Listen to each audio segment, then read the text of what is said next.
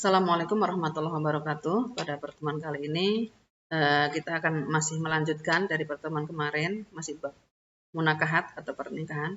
Ini bagian kedua.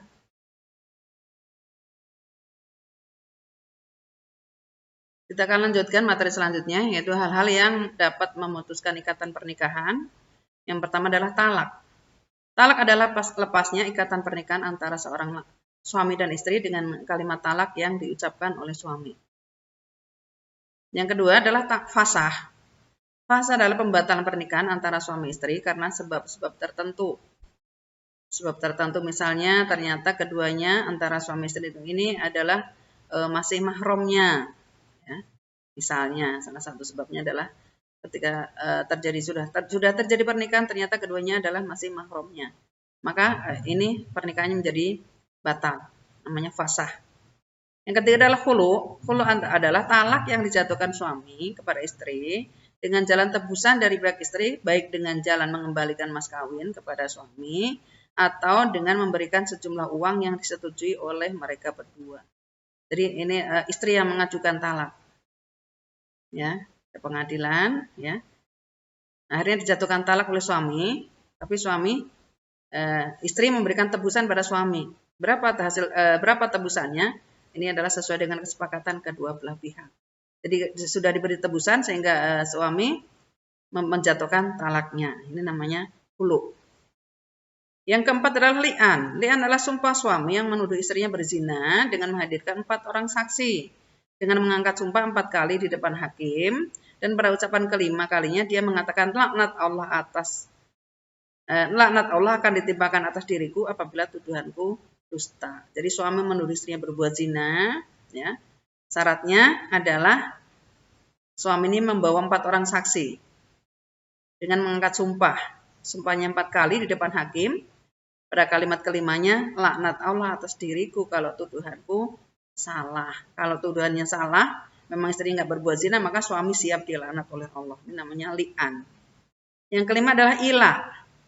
Ilah adalah sumpah suami yang mengatakan bahwa ia tidak akan meniduri istrinya selama 4 bulan atau lebih atau dalam masa yang tidak ditentukan. Jadi ini termasuk kalimat talak, ya, termasuk talak. Ya. Jadi status istrinya itu digantung, tidak diperbaiki pernikahannya, juga tidak diputuskan. Nah setelah datangnya Islam maka diberi putusan setelah 4 bulan itu harus seorang suami harus memberikan putusan mau dicerai istrinya ini, mau ditalak atau mau diperbaiki pernikahannya. Namanya ilah. Yang keenam adalah zihar. Zihar adalah ucapan suami yang menyerupakan istrinya dengan ibunya. Seperti misalnya suami berkata pada istrinya, punggungmu sama dengan punggung ibuku. Ini sebetulnya kalimat talak dengan kinayah atau dengan sindiran. Ini maksudnya adalah menceraikan istri. Nah, 6 hal ini tadi kalau dilakukan oleh seorang suami dalam pernikahan, maka bisa menyebabkan putusnya ikatan pernikahan. Yang selanjutnya adalah iddah. Iddah adalah masa menunggu bagi seorang istri yang ditinggal mati atau bercerai dari suaminya untuk bisa menikah lagi dengan orang lain. Jadi seorang istri kalau dicerai oleh suaminya tidak otomatis bisa nikah dengan orang lain, tapi ada masa menunggunya. Tujuan dari masa iddah adalah untuk mengetahui mantan istrinya itu hamil atau tidak. Lamanya masa iddah. Yang pertama, karena misalnya ditinggal mati suami. Kalau seorang istri ditinggal mati suami, iddahnya dalam 4 bulan 10 hari, ya, bagi yang tidak hamil. Tapi kalau sudah bercampur atau belum, ya, baik sudah bercampur atau belum. Tapi kalau dia masih hamil, ditinggal mati suami, maka iddahnya adalah sampai dia melahirkan.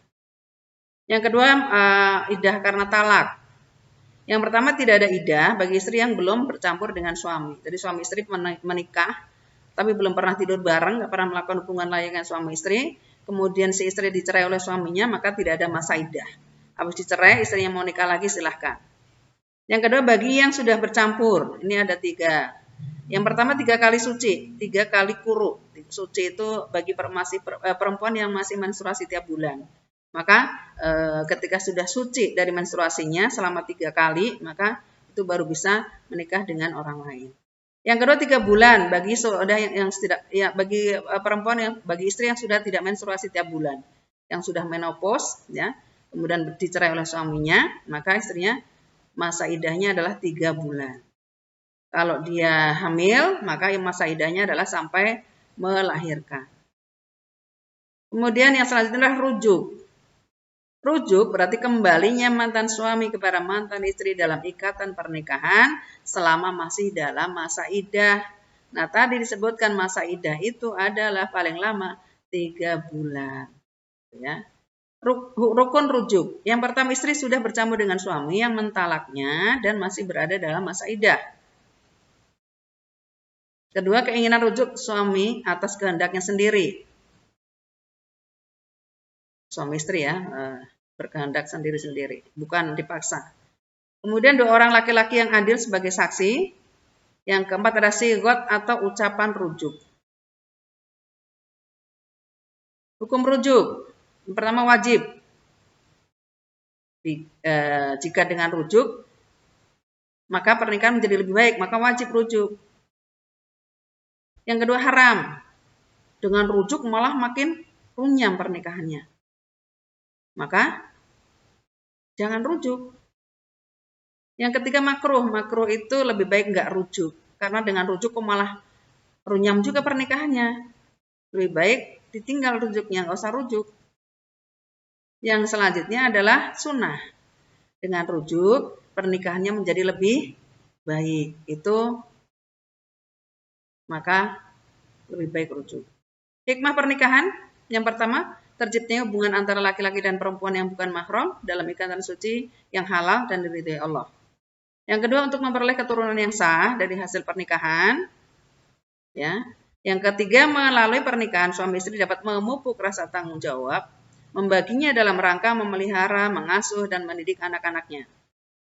Keempat, menjalin hubungan silaturahim antara keluarga suami dan keluarga istri. Jadi keluarganya makin banyak. Kalau dulu cuma keluarga suami, ketika sudah menikah, ada keluarga istri, ada keluarga suami. Kelima, terpeliharanya kehormatan suami istri dari perbuatan zina. Itu diantaranya hikmah dari pernikahannya. Jadi untuk pernikahan, saya akhiri sampai di sini. Mudah-mudahan ada manfaatnya. Kalau ada salah saya minta maaf. Saya akhiri wassalamualaikum warahmatullahi wabarakatuh.